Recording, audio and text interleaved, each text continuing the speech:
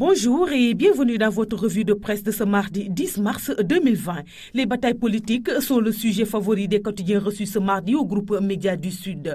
Abdoul Mbaye accuse Macky Sall de plagiat, affirme en chœur l'As et la Tribune. S'approprier les idées d'autrui, a fortiori d'un adversaire politique, sont le cité et inadmissible sur le plan éthique, rapporte l'As, citant un communiqué des cadres de l'Alliance pour la citoyenneté et le travail. Le parti de M. Mbaye, qui a été Premier ministre de Macky Sall d'avril 2012 à septembre 2013.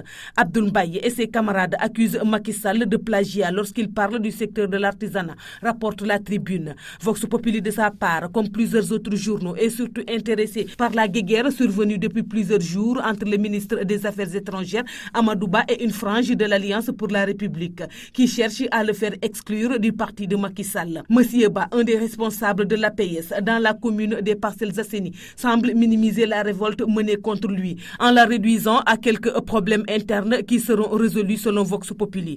À la fronde menée contre lui par des fidèles du ministre d'État Mbaye Ndiaye, Amadou Ba oppose le mépris, affirme à Grand Place.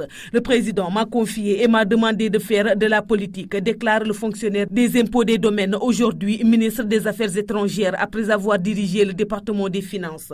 Guéguerre aux Parcelles Assainies, Amadou Ba minimise, écrit Témoin quotidien, qui qualifie les rivalités et querelles au sein de l'APR d'anthropophagie politique. À 4 ans de la fin de mission de Macky Sall, les apéristes, les militants de l'APR commencent déjà à s'entre-dévorer, commente le Témoin quotidien. Sud Quotidien évoque le mandat piège auquel Macky Sall serait confronté. Il publie une interview de l'analyste politique Momad Djong, lequel pense que cette guéguerre risque d'émailler tout le mandat présidentiel du leader de l'APR. Au sein de ce parti politique, il y aura une chasse à l'homme contre tout ce qui ne semble pas disposé à accompagner Macky Sall vers un troisième mandat, prédit Djong. L'éventualité d'une candidature de Macky Sall à la prochaine élection présidentielle est la cause de la guéguerre entre les partisans de Mbaye Ndiaye et ceux d'Amadou Ba, laisse entendre l'analyste politique. Le quotidien, lui, s'est entretenu avec Sori Kaba, qui a été renvoyé de la direction des Sénégalais de l'extérieur et la suite d'un commentaire qu'il a fait sur la radio RFM, affirmant que Macky Sall n'est plus, en vertu de la Constitution, de briguer encore un mandat présidentiel. Si on cherche à étouffer le débat sur la succession de Macky Sall, cela peut aller dans tous les sens. Et malheureusement, c'est ce que nous constations présentement, avertit M. Kaba. Walf Quotidien est surtout intéressé par la reconquête du pouvoir par l'ex-président de la République, Abdoulaye Wade, qui pèse ses forces.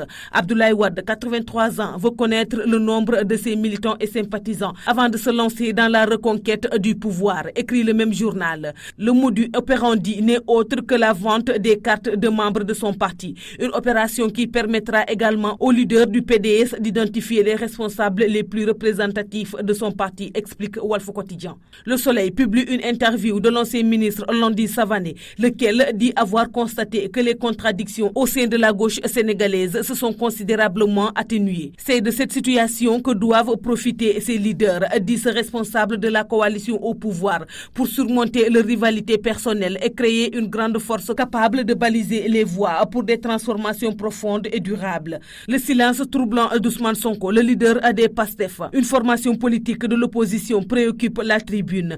Le leader des PASTEF, qui ne ratait pas une semaine pour s'en prendre à Macky Sall et à son régime, est devenu curieusement aphone, écrit le même journal, se demandant si le silence de M. Sonko relève du découragement ou d'une stratégie de communication. C'est tout pour la revue de presse parvenue à la rédaction du groupe Média du Sud. Merci et bonne lecture à tous.